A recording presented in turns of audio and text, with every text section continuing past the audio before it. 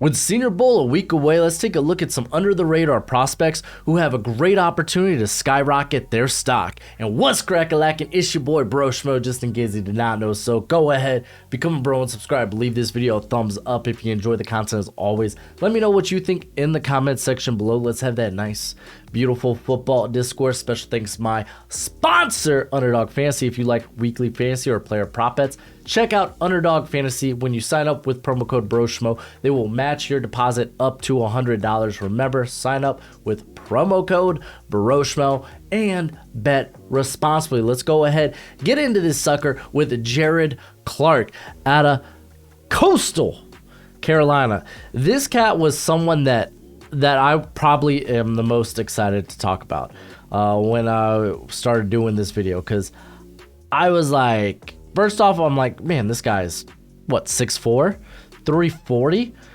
and he can push the pocket, 28 pressures, 4 sacks, a 13 pass rush win rate is not bad for a guy who a majority of his snaps came at nose tackle, came at zero tech. He was a team captain this year. He was a third team all Sun Belt. So you love to see it. And then you go take a look into his background, and this guy was actually recruited as a tight end prospect, and it's like, okay, no kidding. He's a bit more agile. He can push the pocket. So like, what happened? Why did he start putting on the weight? So 3-star recruit out of the 2018 class. He also played basketball in high school.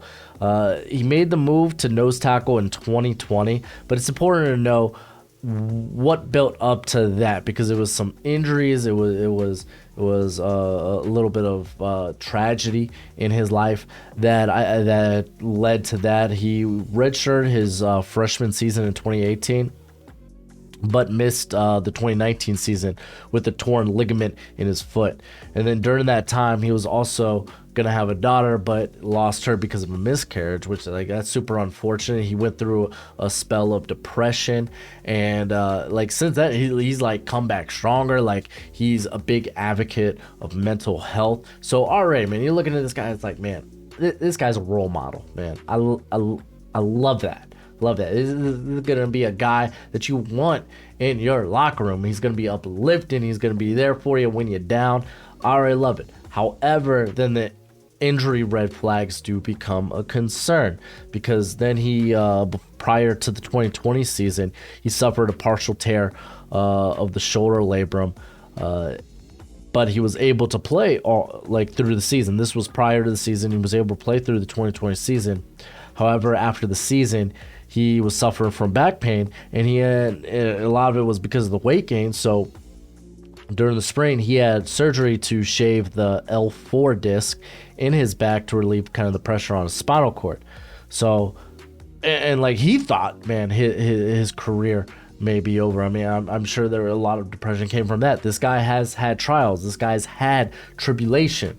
And you know what? He has started every game since start of 2021. Said, hey, rinse and repeat. I'm going to come back and do it in 2022. And he did. He has started every game since that surgery.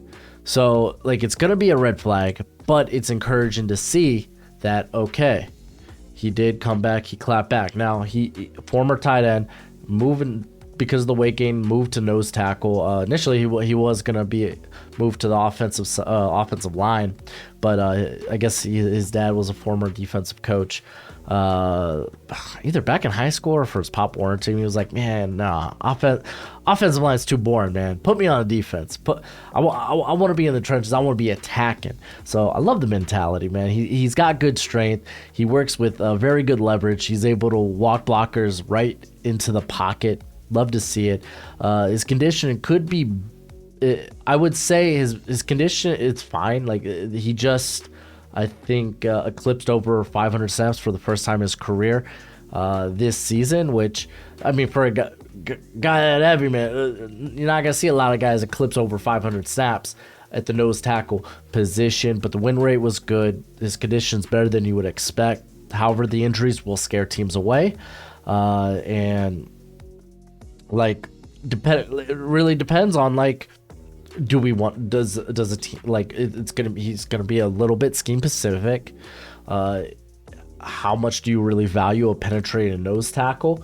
Like, I mean, I could see him going as high as the 5th round or even end up being a UDFA. It really depends on the situation, because he is a bit raw in terms of consistently getting leverage, how he uses his hands, but just with how quick he is at that size, man, he has a great opportunity. He's going to be practicing with the national team, so he's going to be facing guys on the offensive line, the offensive interior here, like got Olusegun Aluwada-Timi out of Michigan, the former Virginia transfer, who had a phenomenal season. That's going to be a very interesting battle, depending on Cody Mach, if they want to work him a little inside. Maybe we'll see some one-on-ones with him. Curtis McClendon, a guy that a lot of people are talking about out of Chattanooga. Voorhees is probably going to get some goes at guard. So it's like the battle in the trenches is going to be phenomenal at the Senior Bowl. Keep your eye on Clark. I'm very excited about him. Next on the list here is Wanya Morris out of Oklahoma. Another guy with a bit of an interesting background, because he was a former 5-star recruit, went to Tennessee, and it's safe to say, like, he made like SEC all freshman team, but then he kind of stagnated. Like, he had kind of like a so-so year. The 2020 season ended up, I think he missed a game there because of an ankle injury, and then transferred to Oklahoma, was really just a reserve in 2021, and then started the year suspended, I believe, because of academics, but was able to get back into the starting lineup and ended up starting 8 games at right tackle, and he did a very good job. Now, the thing is, this guy's got a pedigree. He was a 5-star recruit for a reason. He's got a great build, good length, thick lower body. He's played both sides, both left and right tackle, a guy that has the body type that could probably move into guard if you need him to. He's a very solid athlete, good combination of power and quicks, strong hands. So it's like, okay, that dud period, his sophomore and junior year, has he grown from there? Because he did play well this year for Oklahoma at right tackle, across from Anton Harrison. So like we know it's all there. Can we see it on full display against a very tough defensive line group? He is going to be with, I think, the American team, if I am to be correct, which means he's like along the defensive line. He's going to be taking on guys like Derek Hall. You got Isaiah McGuire. A lot of people really love him. We got Dylan Horton, Bryce Young from Tennessee. So like, and we're not even then. We could even talk about guys like Iku Leota, who honestly should have been on. I should have put him on this list. I kind of wanted to talk about him a little bit. He's a former Northwestern transfer, went to Auburn, and was having a breakout, literally a very good season until injury. But like Will McDonald's, like it's going to be challenging. But Morris, man, he's got the pedigree. Can he step up, especially in a tackle class where kind of like even late day 2, early day 3, mid day 3, it's kind of all in the air. It's all in flux. So can he emerge and kind of solidify his stock? That's going to be something to see. Next here, I got Andre Yoshi Voss. There we go. Out of Princeton, the speedster himself. I think he has a good chance to be a riser. Show more that if he could show that he's more than just this track star playing receiver, then we watch out, because he was actually really good for Princeton this past year. He's going to be facing a good corner group there at the Senior Bowl. Here, let me bring up his background real quick. There we go. Here we go. So he's 6'3", 200. Like the 16 forced missed tackles last season really made me think, okay, man, this guy, he can be more than a track star, man. He's not just make you miss. Like, you saw a little bit of physicality to his game. He's actually a really good run blocker, especially like downfield, and like, I mean, there are some points where he is literally catching up to his ball carriers to go make blocks down the field. Like, listen, this dude's gonna be phenomenal. Like, when we're talking speed, we're talking like, where I got it here. Played high school track, blah blah blah. He is a 3-time Ivy League champion in the heptathon. Like the dude's got legit speed. I think if he could show a little bit of nuance in the route running, a little slickness, like, we could be talking about this guy early day 3, mid day. I think mid day 3 is right now his current range, mid to late day 3. So it's going to be very interesting. The receiving group there, I think there's a lot to be gained. It's a very good receiving group, and I guess we could keep talking about the receivers here, because Tank Dell, I feel like he doesn't really get talked about enough. Because of the size, 5'10", 165. Hopefully he weighs out a little bigger, but don't know if he really will. But had a banger year there for Houston, over 100 receptions, had almost 1,400 yards, 17 tutties. And, I mean, you look at him and you're like, oh my gosh, this guy's going to be a slot prospect. But he actually worked more on the outside this season. Real name Nathaniel, by the way. They call him Tank because, I mean, just look at that size. He's built like a tank. But dude's got blazing speed. Stop start ability is amazing. His ability after the catch is almost like Dante Hall-esque. If you remember Dante Hall, the human joystick himself, back in the day, it's reminiscent of that. It's legit like he's at a video game. He's got one of the nastiest back steps you'll ever see. Very fluid route runner, explodes out of his breaks, and he played as much on the outside as he did in the slot. Now, do I think he consistently win on the outside at the NFL level? I got my doubts, man. At that size, you know what? Physicality, it's going to be a concern. It really is. 10% drop rate back in 2021. However, that dropped down to 8.5, which, considering the volume, 8.5 ain't bad. But still, it's close to that 10%, which kind of scares you. He's not going to be a consistent, like, he's not going to be like a contested catch guy. He can catch the ball in traffic, 60%. In terms of his contested balls, which that also encompasses catches in traffic, but he can make those catches in traffic. He's not going to go up and just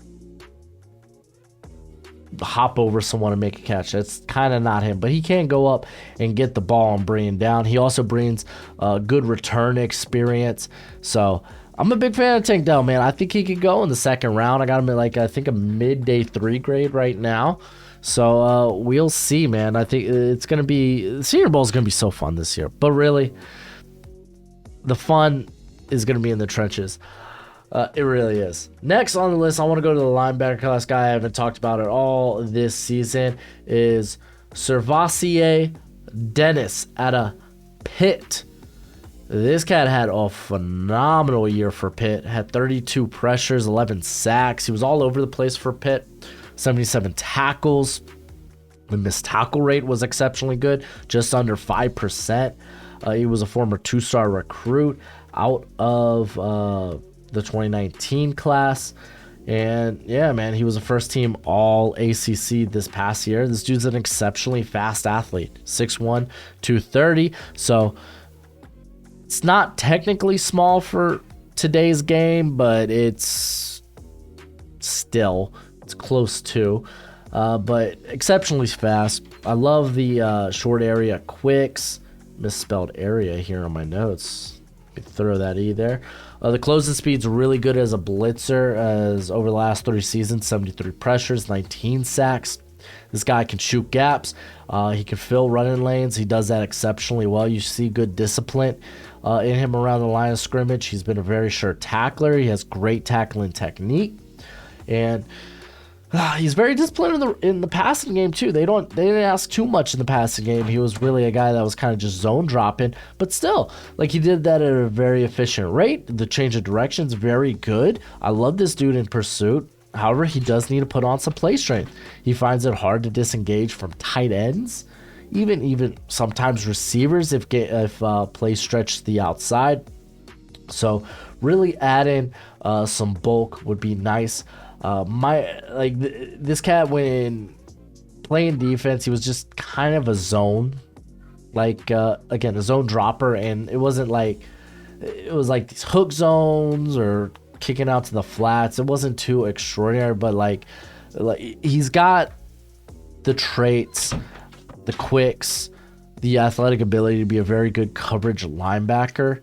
Ideally, probably a sub-package pursuit player in the NFL, and a guy you'll probably want to scheme up as a pass rusher just because of that closing speed.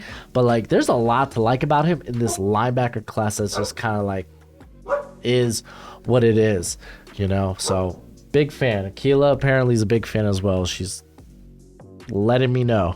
Well, next we got Nick Hampton out of Appalachian State, 6'3", 235. Had to open the door for Gojo because he wanted some love. But I think he's going to be like the D'Angelo Malone, if you remember him from last year. Or, okay, buddy, what the heck? Or maybe like Amari Barno, who was also at the Senior Bowl last year. So probably similar range. You had Malone went late third. And then Barno went in the 6th round. So that's probably his range. Kind of wide, but like, it really depends because he is a bit of a... Well, I mean, just look at the size. Sub 240. Typically, you know, if you want an undersized pass rusher, you want them to be like sub 250 at best. You get below that 240 and it's like, gosh, please tell me you have some off-ball capabilities. But this year he made 3rd team All Sun Belt. And the dude legit, he just flies off the edge. Played very well this season. He does have some coverage experience. It's not going to be extraordinary, but it's solid enough, I would say. This dude's very deadly on stunts, so a guy you want maybe to be a constant looper if you do bring him onto the field. He's very stout at the point of attack. Like, he very underrated run defender here. I mean, we still talk about Nolan Smith as a potential first rounder because, yeah, he's so athletic, but that's, even though he is sub 240, like, he was very good against the run. Now, Nick Hampton, he's not the caliber of athlete that Nolan Smith is, but just being a good enough athlete, I think, hey, we could talk about this guy sneaking into day 2. I think for sure he's probably going to be in early day 3. I think currently I got a 5th round grade on him. Like, I don't know if he can add some bulk, but it would be nice if he could. It really would. He doesn't really have many moves as a pass rusher. Like, if this dude can't win with speed on the outside, he just kind of tries to barrel into the blocker with power. So maybe trying to develop some sort of like speed to power moves, like a bull rush and such, would pretty nice. Yeah, Gojo, you're an undersized edge rusher too. But yeah, like, I don't know, man. Can he be more than just a spot dropper and coverage? That's going to be the biggest question for him. So definitely someone to watch out for this week, mainly on what will they ask him to do off ball. That'll be the biggest question. This cat, I am probably the most excited to talk about. Well, that's not true. Gerard Clark was that guy, but Jartavius Martin out of Illinois, 6 foot, 195, probably a slot only guy. He played almost exclusively in the slot for Illinois, but might be one of the better slot players in this class. He had 10 pass breakups this past season, 3 interceptions. The missed tackle rate's exceptionally low. Love to see it. He's a fifth year guy, I believe, returned for another year via the Rona because he never used a red shirt. But like, this dude's got good range, great short area quicks. I think he could play like deep safety if you want him to. I really do. But like, he's so good around the line of scrimmage. He reads and reacts very quickly. He stays on top of routes, whether they're in front or behind him. True nose for the football. Excellent ball skills. Plays with aggression. He'll seek out ball carriers in the run game. He's been a sure tackler through 2 seasons. And it's just like, ideally, you probably want a little bit more size at safety if you could pass that like 200 threshold. Like, he's got the frame too, I think. So again, it's not like he's a terrible size. It's just, something to note. Sometimes his aggressive play style will take him out of plays. And again, if you want to minimize that, you play that closer to the line of scrimmage. You don't want that aggression necessarily over the top. We talked about a guy a couple of years ago, Andre Cisco out of Syracuse, who had as many blown coverages as he did like interceptions. Like, he was truly a high risk, high reward type of player. So like, but with Martin, it's just like we haven't seen him tested deep to that extent to like a Cisco. So it's like, maybe not a guy you want to consistently a guy that necessarily you want to consistently play deep. So like, he's just so good around the line of scrimmage. And honestly, you could maybe put this guy at outside corner. Like, I get Nate Hobbs vibes, like legit. So maybe you play him in the slot his rookie year and maybe try him a little bit on the outside. Like, Nate Hobbs actually played fairly solid this season before getting banged up, playing on the outside. So I don't know, something to think about, but definitely one of my favorite prospects. Can't wait to see him. On a side note, we are seeing some guys who are deciding not to go. They haven't yet announced their corners for which teams. And one thing we noticed with like the defensive line, Siaki Ika, who was one of the first guys to accept a Senior Bowl invite, wasn't included among the defensive line. So he pulled out of the Senior Bowl. I'm curious to see if Devon Witherspoon does the same thing. I'm ecstatic. I want to see him there. Won't surprise me if he decides to pull out, given how much hype he is starting to get. Legit, we're talking about this guy as corner 1, corner 2. But let's talk about another corner here in Tyreek Stevenson out of the Hurricanes, baby. He is a corner and he's 6 foot 214. I know, you probably had to change your pants after I said that. It was very good for the Hurricanes this year, except for a few muffed punts. We won't talk about the A&M game. But I think this is a guy that is getting it. Like, I think he's definitely an easy day 2 player. But we don't talk about him enough with the likes of those like next tier of players like Emmanuel Forbes, Clark Phillips, Eli Ricks, even like Garrett Williams, who are like, honestly, probably Stevenson could be ahead of Garrett Williams, because Garrett Williams got banged up. He got hurt. He's not going to be able to partake in the off-season draft process. But Stevenson, man, he's got great size, got great length. Dude has great pedigree. Like, you'd be like, oh yeah, well, the Hurricanes, he's probably a high star recruit. Dude went to Georgia first. Dude was playing in the slot at Georgia, so he's got slot experience. Played on transferred to Miami because he wanted to be closer to home. Started on the outside, looked great. 42.5 allowed catch rate. Ain't nothing to scoff at. If you're sub 50, typically it's like, oh, tell me more. This dude is good. You love the ability to play inside and out. Probably could play safety too if you want him to. So he could really play anywhere in the defensive backfield. He's got length that's going to be causing constant problems at the catch point. He will fight for the ball with receivers on the way down. And also he brings that return experience. Again, the muffs were kind of a problem this year, but he does have that return experience. And like, whether like he's return a punt, a kick, or if if he picks the ball off, he instantly becomes a ball carrier. He has ball carrier like moves and like sturdiness. You love it. Might also be one of the hardest hitting guys in this class. Now, there are times where he will get taken to the shed by the double move. He will fall for the candy of the quarterback and bite on moves, or bite on try to bite underneath on quarterbacks and get hit over the top. But this season he was fairly effective. The missed tackle rate was a bit better, but still it's kind of whatever. But again, it's a corner. Like, if you're playing on a corner, you don't really care. Like, I think 15.6 it was his missed tackle rate.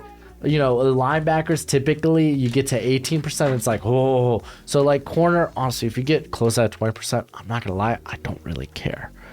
You're my corner, I want you to cover. Some guys really is like, I want a corner that can tackle. Really? Well, I just prefer my corner not to get toasted in coverage. But dude, I love his build. I think there's gonna be questions about his speed, but he's explosive and he's got long strides, so I'm not too worried about his speed. I'm in on Stevenson. I'm hoping he moves way up my board. Also, I love the Hurricanes. All right, we got Thomas Incoom. There we go. From Central Michigan, 6'4", 265. I think this is a cat that has a chance to probably go from like a late day 3 to maybe an early day 3 prospect. Like, he's got a really good build. At 6'4", 265, he was very productive for Central Michigan this past year. 43 pressures, 11 sacks, 17% win rate. He was very active against the run this season, 40 defensive stops. And a defensive stop is basically a play that resulted in, whether it be like a screen, a run play, or such, a play that resulted in a negative or no gain. So 40 of those, pretty solid. He was actually... he had to transfer to Central Michigan. He was from Valdosta State. If I remember, actually, I think they had a corner last season drafted out of Valdosta State. I don't know. Can't recall. But this dude's explosive. He's really explosive. I think he times the snap exceptionally well. Very powerful hands. Does a good job of sinking low, getting leverage. He's very good at setting the edge. Like, he's going to be good in the run game. He shows very good core strength. Guy that won't get bent back. I like his balance. I like how he handles contact. You love the pursuit speed in the run game. Or shoot, just even getting after the quarterback. It's just he's very unpolished. He's raw. Like, his hand moves, what? His hands are willy-nilly. Looks like an inflatable tube man, whatever those guys are, that you would see outside a car dealership. When it comes to his pass rush game plan, he probably has none. He probably, or at least it feels that way. So a guy that probably could do better about adding more pass rush moves to the repertoire, and kind of having a pass rush game plan, kind of game plan counters and such, using his hands better. But the physical tools are there for a guy like this. Now, can he do it with stepping up in the level of competition? Will he still look as explosive? Will he still look as stout? That's going to be the big question for him this week. He is going to be on the national team, I believe. Yeah, he's on the national team. So he's going to be taking on tackles like Blake Freeland, who I'm a big fan of, Jalen Duncan, who, honestly, even if he beats Duncan, I won't be surprised. We got guys like Cody Mach, DeJuan Jones. You got Sim Richards, who wasn't actually half bad out of North Carolina this past season. I think he's been like a 3-year starter there. But let's go ahead and talk about a position that everybody wants. Let's talk about these fullbacks or H-backs in this class, because there's 2 of them at the Senior Bowl. and they have two vastly different skill sets. And I figure let's talk about them, because typically we see like a fullback or an H-back talent drafted somewhere mid to late day 3. And I honestly, like, if you go back a couple of years, there was a guy like Ben Mason who ended up going in the 5th round. And I'm not gonna lie, I think these two cats are better than Ben Mason, and I look forward to seeing him. So we got Hunter. Didn't practice his last name, but I'm gonna call him Hunter Bison because that sounds sick. But out of North Dakota State, he was actually used quite a bit as a halfback, as a legit ball carrier, with over 600 yards rushing, had 13 total TDs, had almost 200 receiving yards. Like, he is an incredible athlete. You go back and look at his high school repertoire. This dude played running back, played linebacker, he played defensive end, he returned kicks. You kidding? He was also the first state, his high school's first state champion wrestler. So, okay, wrestling background, you like that. He's probably got a little grit to him. So, yeah. He was undefeated his senior year in wrestling. Fun fact. Also, 3-time all-conference center fielder in baseball.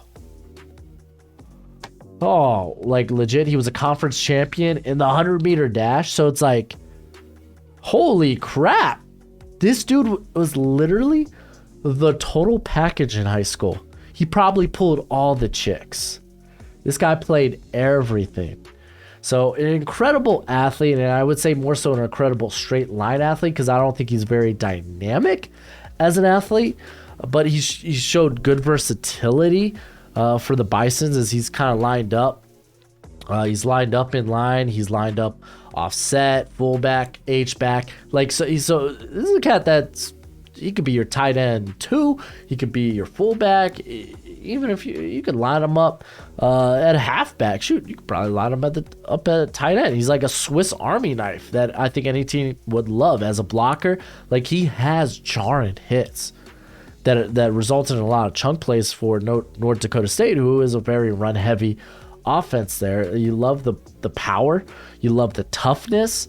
Just, again, he's playing in a position that doesn't have a lot of positional value unless you look at this guy as like, oh yeah, no, we could. Honestly, guys like this might become more popular as teams try to more teams start to stem from like the Shanahan coaching tree. It's like, oh no, we could definitely use a guy like this on our squad. However, the ball skills are they are what they are. They're not great. What his contested catch rate was 0. I think it was like he was 0 for 3 last season. Drop rate 17%. He just doesn't have ball skills. Who would have thought? I don't think he won't ever be taken serious as a receiving threat, but a guy that could do a little bit in the receiving game as long as he's not your first, second, or third option. Now, the other cat I want to talk about is Braden Willis out of Oklahoma, as he's coming in here at 6. Where you at, Willis? 6'4", 239. So he's probably more close to that tight end size, but a guy that did play a little bit of offset for Oklahoma this past year. The thing is, it's like you got your runner and your blocker in Hunter, who he's 6'1", 236. He's more of this guy, ball carrier, more of this blocker type, while Willis is more of this receiving type who has downhill blocking experience. Now, this cat, he's athletic, he's rangy, he shows good ball skills. He was basically kind of a jumbo receiver initially for Oklahoma, and he was been effective in like that big slot role. 48.8% of his snaps came in the slot. Now, despite the lack of size, he was relatively a solid blocker in line. However, in the Big 12, you're facing a lot of just 3-man fronts, so it's not like typically you're getting some help from your offensive lineman when you're going to block. But he has been used in the backfield, 134 snaps in the backfield. He's been used as a fullback and used as a downhill blocker, so he brings that versatility to be that big slot tight end 2 or even H-back. Now, just the playing size isn't ideal to play in line. So either teams are going to look at him like an H-back or a tight end 2. He's not going to, I don't think he's going to, no one's going to take him serious as a tight end 1. Doesn't have many reps in the backfield as a ball carrier. As you can tell, 26 rushing yards. I think that came off of 4 carries. So not much of a ball carrier. Their time, like he has a 7.1 drop rate, and it's more so his hands can be inconsistent when trying to catch through contact. So that's a bit worrisome. So maybe not ideally what you want from the tight end position, but if you look at him like an H-back, I don't think this guy's going to test out like a Chig Okonkwo, but I definitely think he could probably be picked up in like the midday 3 area. So I think these are the 2 fullback-esque prospects we're going to be talking about. They're going to be at the Senior Bowl, so let's see if they actually treat Willis in that regard. I'm kind of curious to see that. Hunter will definitely be used in that regard. But that's it for the video. Go ahead, do the YouTube thing, and as always, until next time, you be easy, my friends. Later.